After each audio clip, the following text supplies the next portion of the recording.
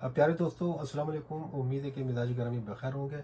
मैं हूं नासिर नाकागावा, अपने हुजरा जापान को शिकायत से आपकी खिदमत में हाजिर हूं खांजी का आज दूसरे सबक के साथ। उम्मीद है कि लास्ट टाइम जो हमने खांजी के 3-4 लफ्ज़ सीखे थे वो आपने याद कर लिए होंगे, प्रैक्टिस भी की होगी और साथ साथ में आप अपनी हिरागाना खातागाना की प्रैक्टिस भी कर रहे होंगे और यकीनन आप इम्प्रूव करेंगे। और जब बार बार उसको वीडियो देखें और अगर वीडियो ना भी देख सकें तो आप इंटरनेट पर भी जा सकते हैं, वहाँ पर आप हिरागाना खातागाना जो भूल गए हैं आप दोबारा उसकी प्रैक्टिस भी कर सकते हैं।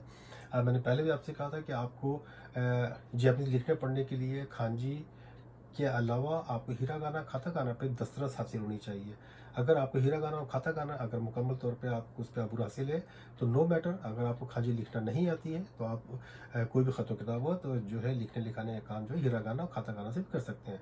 जैसा कि आपको मालूम है कि हिरागाना जो है यहाँ की जापान की अपनी जो हरूफ तहजी है 46, और इन्होंने खातागाना जो साथ में इस्तेमाल की है, जो उसको तख्लीक किया है, वो उन अल्फाज के लिए जो कि विदेश से आते हैं, परदेश से आते हैं, दूसरे ममालिक से, जापान में सात समुंदर पार जो अल्फाज जो जापान में दाखिल हुए, गैर ममालिक के नाम हैं, गैर ममालिक मुल्कों के जो वहाँ के लोग हैं उनके नाम, या ऐसे अल्फाज जो कि दूसरे ममालिक से आए हैं, वो उन्हें खातागाना में लिखा जाता है। और पहले भी आपसे मैंने कहा था खांजी जो है वो एक कैरेक्टर है जो चाइनीज़ के शक्लों की सूरत में होते हैं, और उनको वाज़ेह करने के लिए, उसका तलफ़ुज़ को वाज़ेह करने के लिए जापानी कौम ने एक हिरागाना जो है वो तख्लीक की ताकि उसका तलफ़ुज़ ज़ाहिर हो सके। और इसी तरह खातागाना भी उसने ही अल्फाज हरूफ तर्जी निकाले गए ताकि वो गैर मुल्की अल्फाज जो हैं वो हिरा खातागाना में लिखे जा सकें। लिहाजा जो चाइना से जो खांजी आई वो एज इट इज़ एक खांजी ही है। चाइना में खांजी के अलावा कोई और दूसरा हरूफ खांजी नहीं है उनका। वहाँ पर जो भी अल्फाज लिखे जाते हैं चाहे वो गैर मुल्की हों या मुल्की हों, वो सारे जो हैं खांजी में ही लिखे जाते हैं। लेकिन जापान में खांजी में वही अल्फाज लिखे जाते हैं जो कि जापान में इस्तेमाल होते हैं, और गैर मुल्की अल्फाज जो हैं वो खाताखाना के लिए मखसूस कर दिए जाते हैं वो। इसी तरह जिस तरह कि मैंने आपको पहले ही बताया कि ओन जोमी और खून जोमी, एक खांजी को पढ़ने के दो असलूब होते हैं, एक ओन जोमी कहलाता है, एक खून जोमी कहलाता है। ओन जोमी यानी कि जो आवाज़, वो जो शुरू में जो आवाज़ यहाँ पर हज़ारों साल पहले जापान में जब चाइना से चाइनीज़ आई तो वो उन लोगों को जापानीज़ को जो तलफ़ुज़ जो महसूस हुआ उन्होंने उसी को एज इट इज़ यहाँ पर लिखना शुरू किया, उसको ओन जोमी कहते हैं, यानी कि आवाज़ की तरह। और दूसरा उसके बाद खून जोमी, और उन्होंने अपने तौर पे उसको पढ़ने के लिए, आसानी के लिए उसको खुनजोमी कहते हैं। अब खांजी को लिखने के दो अंदाज होते हैं, एक ओनजोमी भी लिखा होता है, खाली एक वर्ड लिख दिया खांजी का, अगर वो आसानी से आपको समझ आ गया, मिसाल के तौर पे अगर थे लिखा है या खावा लिखा है तो आपको समझ आ गया कि इसका मतलब हाथ है या दरिया है, तो वो ओनजोमी कहलाएगा। और इसी तरह खुनजोमी, अगर उसका आपको मतलब वाज़ह नहीं हो रहा लेकिन आपको उसका साउंड समझ में आ रहा है तो वो ओनजोमी कहलाएगा, वो किसी और दूसरे खांजी के साथ मिला के उसको पढ़ा जाएगा। तो उसकी भी हम प्रैक्टिस बाद में करेंगे। इसी तरह मैंने आपसे बताया कि खांजी को जो जो लोग खांजी नहीं पढ़ सकते उसके नीचे या ऊपर जो है हिरागाना एक लिखा जाता है। मिसाल के तौर पे जिस तरह हम अगर हिज्जे लिखें, अगर कोई हम उर्दू का कोई वर्ड लिखें और उसके फिर हिज्जे करते हैं ऊपर अलीफ, जैसे जैसे अपील है, अगर अपील लिखना है आपने तो अपील किसी को समझ नहीं आ रही तो हम अलिफ लिखें, पे लिखें, फिर ये लिखें, फिर लाम लिखें, अपील। इसी तरह ये समझ रहे हैं कि जब खांजी अगर किसी को समझ जाती है, मुश्किल खांजी आ जाती है तो उसके ऊपर जो है वो उसको फुरीगाना उसको कहते हैं, फुरीगाना लिख देते हैं, या हिरागाना भी लिख सकते हैं, कातागाना भी लिख सकते हैं। इसी तरह जो खांजी के वर्ड के साथ हिरागाना भी इस्तेमाल की जाती है उसको ओखोरी गाना कहते हैं, यानी कि एक खांजी का वर्ड लिखा उसके साथ ही उन्होंने कुछ अल्फाज जो हैं वो हिरागाने के लिए दिए, तो वो ओखोरी गाना कहलाता है। ठीक है, ये क्लियर होगी बात आपको। और आपको मैंने पहले भी बताया था कि खांजी जो है वो ऊपर से नीचे लिखी जाती है, स्ट्रोक के जरिए की शक्ल में लिखी जाती है, और लेफ्ट से राइट लिखी जाती है ज़्यादातर, लेकिन कभी कभार राइट से लेफ्ट भी आती है, वो भी हम बताएंगे। उसके अल्फाज भी ऐसे आएंगे। हमने पिछली मरतबा 3-4 अल्फाज जो है खांजी के सीखे थे। और आपने ये मैं आपको बताऊंगा कि खांजी जो है मिसाल के तौर पे खांजी को हम शक्लों की सूरत में याद करना ही हमारे लिए बेहतर होगा, बजाय इसके हम पस मंज़र में जाएँ कि खांजी जो है इसकी शक्ल किस तरह थी, क्या पहले खावा किस तरह लिखा गया, या आँख अगर किसी को हम कहते हैं मैं हाथ, तो इसको किस तरह शक्ल बनाई जाएगा, हम बजाय उसके अंदर अपना टाइम ज़ाया करें, हम डायरेक्ट जो मौजूदा जो अशकाल हैं खांजी की उनको हम प्रैक्टिस करें, अच्छी तरह याद रख लें, तो हमारा मसला हल हो सकता है। लेकिन एक बात और जो कि खांजी के अंदर होती है कि वो एक खांजी जो है बताते खुद इसके अंदर 5-6 खांजी का मजमूआ बन के खांजी बनती है, और खांजी के स्ट्रोक्स जो हैं वो बड़े अहमियत के हामिल हैं। एक स्ट्रोक से स्टार्ट होती है खांजी, एक स्ट्रोक में भी होती है, 2 में भी होती है, 3 में भी होती है, और ज़्यादा से ज़्यादा जहाँ तक मुझे मालूम है 29 तक भी होती है, हो सकता है इससे ज़्यादा भी होती हो। इसी तरह खांजी के वर्ड्स जो हैं उनकी कोई गिनती नहीं है, बेशुमार हैं, यानी कि 10,000 से भी ज़्यादा हो सकते हैं और भी ज़्यादा हो सकते हैं। लेकिन अमूमन ये कहा जाता है कि अगर आप 3,000 खांजी के वर्ड्स अगर आप लिखना पढ़ना सीख लें तो आप जो है आसानी से जैपनीज़ किताब या जैपनीज़ अखबार जो है उसको पढ़ सकते हैं, समझ सकते हैं। लिहाजा कम अज़ कम अगर आपको पढ़ना लिखना चाहते हैं तो कम से कम 3,000 खांजी के वर्ड आपको याद करने होंगे। अगर लिखना चाहते हैं उसकी प्रैक्टिस करें। लिखने के लिए आप इतनी तगदो करने की ज़रूरत नहीं है, क्योंकि जैपनीज़ भी जो है मौजूदा दौर में इंटरनेट और कंप्यूटर की बर्क रफ्तारी की वजह से, इसकी जो वजह से लोगों को लिखने की प्रैक्टिस कम हो गई है। ना सिर्फ जापान में बल्कि पूरी दुनिया में आपने देखा होगा लोग लिखने की आदत लोगों को कम पड़ गई है। मुझे भी उर्दू लिखने की आदत बहुत कम पड़ गई, डायरेक्ट में टाइप करता हूँ। इसी तरह जापानीज़ को भी हाथ से लिखने के मौके कम मिलते हैं और ज़्यादातर जो है हिरागाना इंटरनेट पर या कंप्यूटर पर डालते हैं तो उसका जो मतलूबा खांजी होती है वो सामने आ जाती है। लिहाजा हाथ से लिखने में बाद में राइटिंग गलत भी हो सकती है। लिहाजा इसके ऊपर जाने की ज़रूरत नहीं कि राइटिंग ख़राब है या गंदी है, लेकिन फ़िलहाल आपको उसके याद रखने की सूरत याद रखना आपके लिए बहुत ज़रूरी है। तो आज हम चलते हैं खांजी के कुछ अल्फाज लिखेंगे। याद होगा कि आपको हमने पहले पिछली वीडियो में हमने गालिबन थे लिखा था, थे।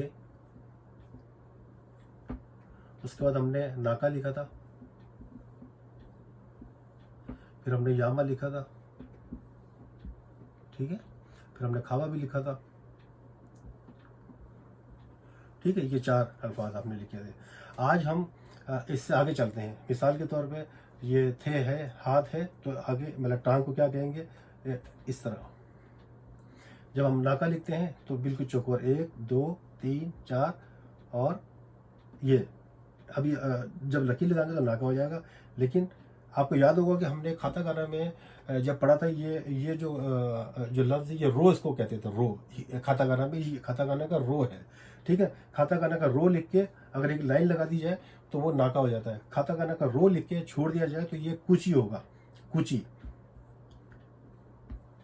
कुची या गुची भी कहेंगे इसको, यानी कि माउथ, माउथ, मुंह, कुची। यानी कि आपने खाता गाना का अगर आपने रो याद कर लिया तो आपकी खांजी आपको ऑटोमेटिक आ गई, यानी कि कुची, ठीक है। ये कुची। अब देखिए इसको देखते ही हमने इसके मायने हमें वाज़ेह हो गए, कुची, लिहाजा ये खुंयोमी होगी, ठीक है। अच्छा आगे हम चलते हैं। इसी को आप मिसाल कुची एक दफ़ा लिखा आपने, कुची लिखने के बाद आपको खाता गाना का याद होगा हमने थो लिखा था। थो किस तरह लिखते हैं, इस तरह। खाता गाना का थो, ठीक है। हीरा गाना का थो ये था ना, खाता गाना का थो हमने इस तरह लिखा था। और फिर आपको याद होगा कि हमने खाता गाना में ई लिखा था, ई, ठीक है। अब यहाँ पर हमने पहले रो लिखा, फिर थो लिखा, फिर अगर हम ये ई यहाँ पर लिख दें और इसको ई का ये वाला हिस्सा जो थोड़ा सा लंबा कर दें और इसको काटते हुए यहाँ से ना, इसको काटते हुए लाएँ यहाँ पर, तो ये खांजी के वर्ड हो गया, खांजी के वर्ड हो गया। इसके मायने हैं आशी, आ शी, यानी लेग, पाँव या टांग।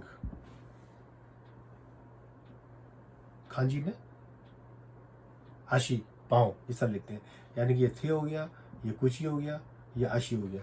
अब देखिए आपने नाका सीखा था, आपने नाका के ये रोज आपने खाता गाना का आपने रोज सीख ली। इसमें आप कितने 3 खांजी के वर्ड ऑटोमेटिक आपको उसको समझ में आ गए। रो को कुछ भी करने की ज़रूरत नहीं है तो कुची हो जाएगा। रो के अंदर हम एक लाइन लगा दें तो वो नाका हो जाएगा, ठीक है। अगर हम एक रो के नीचे हम खाता गाना का ही थो लगा दें और फिर यहाँ पर ये ई जो है खाता गाना का ही ई जो है थोड़ा सा लंबा कर दें तो वो आशी हो जाएगा। तो यानी कि आप ये देखें कि हमने खाता गाना का एक लफ्ज़ जो याद रखा था रो, और उसकी मदद से हमने कितनी खांचीज बन गई हैं, 1 2 और 3 खांचियाँ बन गई, तो ठीक है। कुची, कुची, आशी, ठीक है, आशी, आशी इस तरह लिखते हैं जल्दी से ना, आशी, लेग और ये। तो आज ये हमने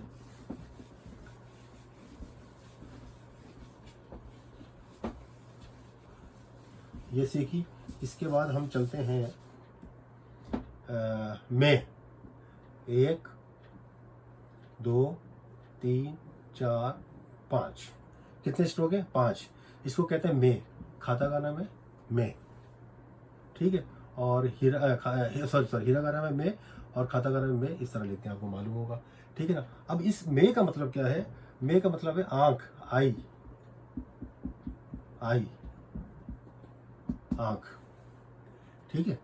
और देखें ये देखते ही हमने पढ़ लिया, मैं इसका मतलब आंख वाजे हो रहा है, तो ये समझे कि खुनजोमी है। अब बार बार ये कि मैं खुनजोमी और ओनजोमी का वजाहत नहीं करूँगा, आपको समझ में आ गई होगी बात कि अगर हम एक खांजी को पढ़ते हैं उसका मतलब वाजे हो जाता है तो वो ओनजोमी, अगर उसका मतलब वाजे नहीं होता वो खुनजोमी है। और इसको मैं भी पढ़ते हैं, और इसका ओनजोमी खुनजोमी मैं है, और ओनजोमी जो है मोक मोक मोक। जब भी किसी और खांजी के साथ आएगा तो इसका मोक भी पढ़ेंगे। ये ओनयोमी है ये, ठीक है। तो आज बस इतना ही काफ़ी, मेरे ख्याल से फिर वीडियो लंबी हो जाती है और लोगों को याद नहीं रहता। इसके अलावा मैं आज फिर दोहरा दूँ सारे अल्फाज हमने कितने लिखे हैं शुरू से, ठीक है। आप पढ़ते जाइएगा। थे, कुची, नाका, आशी, ठीक है, खावा, यामा, और क्या था, मैं। तो कितने लफ्ज़ याद हो गया हमें? 1 2 3 4 5 6 7 लफ्ज़ हमने याद कर लिए, ठीक है। और मैं थोड़ी सी ये बताता चलूँ कि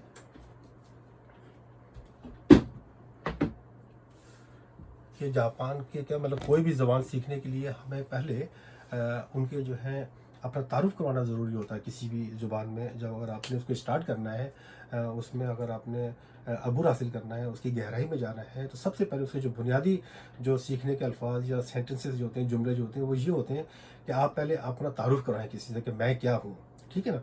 तो जैपनीज में मैं को कहते हैं वताशी, वताशी, ठीक है। आपको कहते हैं अनाता, अनाता, वताशी, अनाता। चलो ये भी लिख देते हैं ना, वताशी, अनाता। तो ये दो अल्फाज जो हैं ये आज जरूर याद कर लें। ये उन लोगों के लिए हैं जो कि बिगनर जो है ना, वो देखने के लिए। हमारे पुराने दोस्तों को मालूम है कि वताशी और क्या होता है, वताशी, वताशी। 1 2 3 4 5 स्ट्रोक, और फिर यहाँ पर लाके ये आपको याद होगा खाता गाना का मुंह लिखेंगे तो ये वताशी है। फिर एक दफ़ा दोबारा लिखता हूँ मैं, 1 2 3 4 5, और यहाँ से लाके ये खाता गाना का मुंह है, वताशी, वताशी, ठीक है। यानी कि मैं, आई, और मैं, ठीक है। उसके बाद अनादा। अच्छा, अनादा अमूमन जो है हिरागाना में ही लिखा जाता है, अनाता, यू, यानी कि आप। अनाता की खांजी जो है तो सही बहुत मुश्किल है, मुझे भी बात को भूल जाती है, बस इस तरह है, सॉरी, अनाता। एक दफ़ा और इसको अनाता, लेकिन ये आपको याद रखने की, क्योंकि जापानीज जो है ज़्यादातर अनाता जो है हिरागाना में ही लिखते हैं, लेकिन अगर याद करना चाहें तो ये अनाता, अनाता यानी कि आप, ठीक है। अब सबसे पहले जो दो किसी भी ज़ुबान को सीखने के लिए, अपने आप को तारुफ कराने के लिए, या किसी से बातचीत करने के लिए हमें जो है अपना तारुफ कराना पड़ता है ना, जी को शोका है, यानी कि मैं, वताशी। तो आपने सबसे पहले अगर किसी तारुफ कराना है और जब खुशगवार माहौल का आपने आगाज़ करना है, तो आप कम से कम पहले अपना तारुफ कराना है अगले को मिलते ही। और जापान में एक ये रूल है, यहाँ के जो तहजीब है, यहाँ के कल्चर है, यहाँ के आदाब जो है, जब आप किसी से मिलते हैं तो सबसे पहले दोनों हाथ जो है आगे रख के और यूँ पूरा झुकते हैं, जैसे कि हम लोग रुकू में जाते हैं। रुकू में जाके उस दौरान जो है आप अपने आप को बोलते हैं वताशिवा नासिर दिस, या वताशिवा नाकागावा दिस। लेकिन जापान में अमूमन जब आदमी किसी से तारुफ करवाते हैं अपने आप से, तो अपना गिवन नेम, यानी कि आपका जो अपना नाम है वो नहीं बताते, बल्कि आपका ख़ानदानी नाम, आपका सर नेम, आपका लास्ट नेम, या यानी जो सर नेम, फैमिली नेम जो होता है, म्योजी जिसे कहते हैं जापानीज में, वो बताते हैं। मिसाल के तौर पे अगर मैं किसी जापानी के पास जा रहा हूँ पहले, तो मैं पहले उसको देखते ही झुक के यूँ कहूँगा वताशिवा नाकागावा थोमोशिमस, या मैं वताशिवा नाकागावा दिस, या डायरेक्ट भी कह सकते हैं नाकागावा। मिसाल के तौर पर हम पाकिस्तान जब किसी से मिलते हैं तो मैं वो कहते हैं कि मुझे नासिर नाकागावा कहते हैं, या मैं नासिर नाकागावा हूँ, या सिर्फ नासिर कह देते हैं जब हाथ शेक हैंड करते हैं हम लोग। तो इसी तरह जापान में भी होते हैं कि आप पूरा भी कह सकते हैं कि वताशिवा Nakagawa this, वताशिवा Nakagawa this, Nakagawa थोमोशिमस, यह भी कह सकते हैं आप। तो ये तो हो गया आपका अपना अपना, ठीक है ना। तो यहाँ तक आज थोड़ी सी ये बात भी हो गई साथ साथ में, और हमने खांजी भी सीख लिए। तो उम्मीद है कि ये आप याद रखेंगे, और अगली वीडियो तक मुझे इजाज़त दीजिए। फिर मिलते हैं ब्रेक के बाद, रहिए हमारे साथ। अस्सलाम वालेकुम।